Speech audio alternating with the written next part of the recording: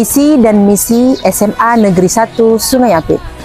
Visi, bangkit, bergerak, unggul dalam akademik dan non-akademik, berwawasan lingkungan dalam iklim sekolah yang religius, berbudaya, mewujudkan profil pelajar Pancasila. Misi, mengidentifikasikan kegiatan keagamaan, membaca Al-Quran, zikir, Asma'ul Husna, tahfiz, dan berdoa sebelum belajar. 2. Menerapkan budaya 5S, jujur, disiplin, dan bertanggung jawab. Ketiga, memperingati hari-hari besar nasional dan internasional. Keempat, mengintensifkan kegiatan penghijauan dan pengelolaan sampah di lingkungan sekolah. 5. Membudayakan hidup bersih dan sehat. 6. Melaksanakan pameran hasil karya siswa. Ketujuh, menerapkan program literasi, numerasi, dan digital dalam pembelajaran.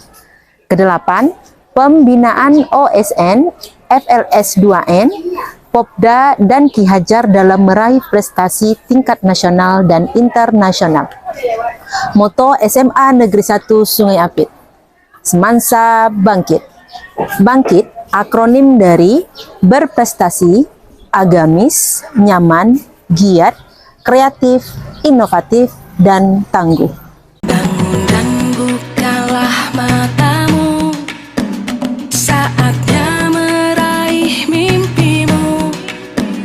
Arahkan pandangan ke depan, Tuhan kan menuntunmu. Sadarilah masa berganti, tantangan kan kita hadapi. Bergandeng tangan untuk negeri, era kita menanti berseri. Warahmatullahi wabarakatuh. Waalaikumsalam warahmatullahi wabarakatuh. Selamat siang Bapak Ibu Guru Bidang Studi. Baik, pada kesempatan ini saya sengaja mengumpulkan Bapak Ibu Guru di sini. Ini terkait dengan amanah dari Bapak Kepala Sekolah kita. Bapak Kepala Sekolah meminta kita untuk membentuk satu kombel. Kombel di sini tentunya serumpun. Nah, kebetulan kita adalah satu kombel yang serumpun dalam hal adanya budi pekerti. Di sini kita mencoba untuk membentuk kombel dari bidang studi kewarganegaraan, kemudian pendidikan agama Islam, dan juga bimbingan konseling. Nah, kombel ini tentu bertujuan untuk memberikan dampak yang baik pada peserta didik kita. Nah, yaitu dalam hal peningkatan kedisiplinan mereka, tentunya berada di sekolah atau di tempat mereka itu belajar. Nah, dari sinilah kami mencoba mengumpulkan Bapak Ibu agar kita dapat untuk sharing, ya kan, untuk berbagi pengalaman atau informasi tentang kendala atau apa-apa yang menjadi suatu hal sehingga itu menghambat proses pembelajaran yang sebenarnya harusnya efektif dan berjalan dengan baik. Nah, dari itu saya tidak mau memperpanjang mukadimah Bapak Ibu. Kira-kira dari Bapak Ibu yang sudah masuk ke kelas, mungkin menghadapi keadaan murid-murid setiap hari, ada tidak ditemukan suatu hal atau permasalahan yang mengganggu kepada terlaksananya kegiatan pembelajaran di kelas? Ibu ya? Ya, kalau dari saya sendiri, ini setelah beberapa perjalanan PBM, Ibu, saya mengalami sepertinya ada beberapa siswa yang sering terlambat, Ibu. Terlambat datang ke sekolah, kemudian terlambat masuk di kelas pas pelaksanaan PBM. Tentu menurut saya ini pasti nanti akan mempengaruhi efektifnya kelas, yang kemudian akan mempengaruhi nilai anak juga, gitu. Nah, gimana Bapak? Masalah yang ditemukan dalam pembelajarannya? Kompleks sama juga seperti bukan tadi, antaranya terlambat masuk kelas, kemudian juga kalau bel berbunyi itu masih santai-santai menunggu gurunya dari luar kelas. Oke, dengan Bapak ada mungkin? Apakah Kalau menemukan saya- hal yang sama? Iya. Kalau saya melihat secara umum permasalahannya hampir sama, Bu. Keterlambatan masuk ke kelas. Cuman yang paling tampak itu kan ketika pagi hari Bu, ketika bel masuk awal berbunyi, siswa itu masih banyak berkeliaran di luar gitu. Kadang ada kesengajaan untuk menunda masuknya, karena mungkin sejauh ini penanganan kita terhadap siswa terlambat itu masih lemah gitu, masih kurang pendekatan dan sebagainya. Ternyata beberapa kali kita melakukan pendekatan yang ringan gitu Bu ya, memang permasalahannya sama-sama terlambat, tapi terlambat ini ada yang disengaja, ada yang memang karena ada hambatannya gitu. Nah mungkin kalau kita ingin menyelesaikan permasalahan ini, kita perlu melakukan pendekatan lebih intens ke siswanya.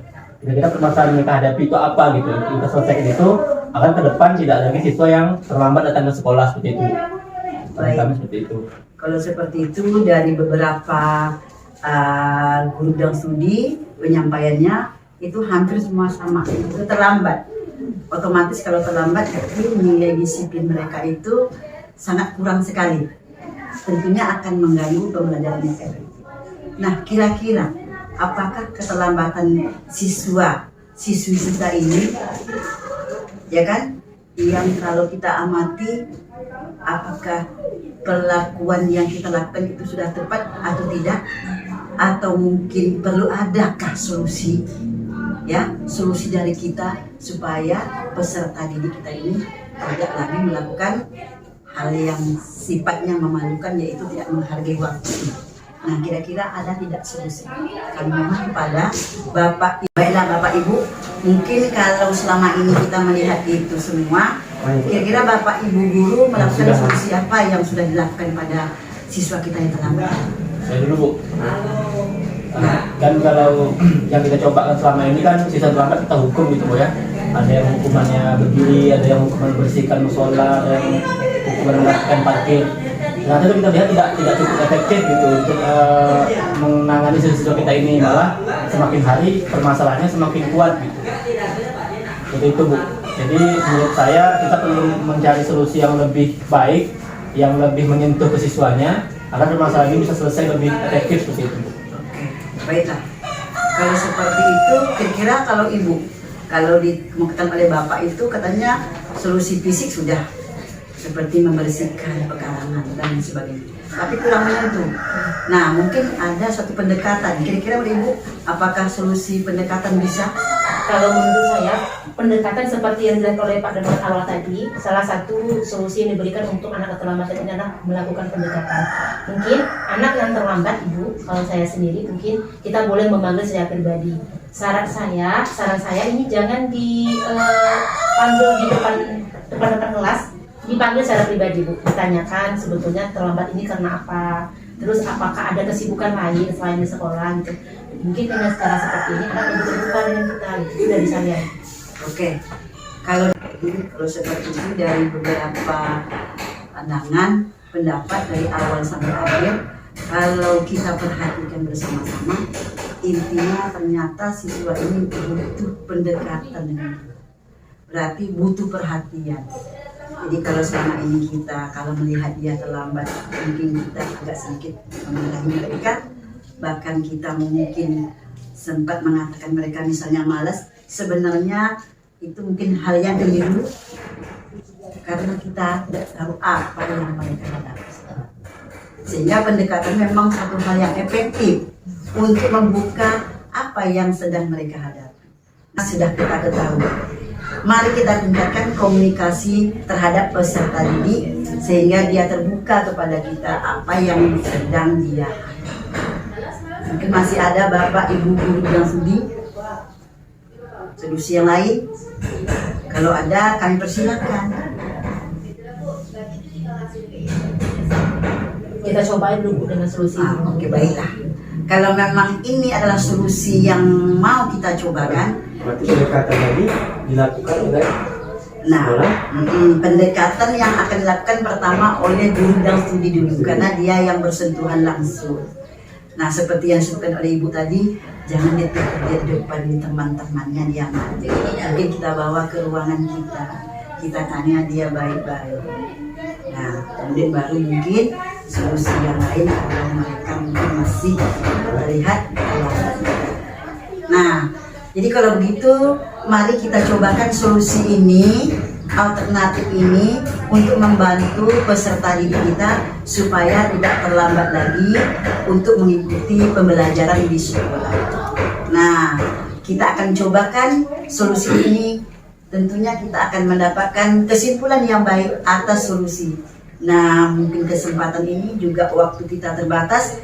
Kebetulan kita juga melaksanakan kegiatan pertemuan komplek pada jam istirahat ini. Nah, sebentar lagi mungkin bel berbunyi untuk kita masuk ke pembelajaran berikutnya. Nah, demikian dulu Bapak Ibu guru bidang studi pertemuan kombel kita. Minggu besok akan kita lanjutkan dan kita lihat apakah praktek baik dari solusi kita itu berhasil atau tidak. Demikian saya sudahi. Assalamualaikum warahmatullahi wabarakatuh. Waalaikumsalam warahmatullahi wabarakatuh.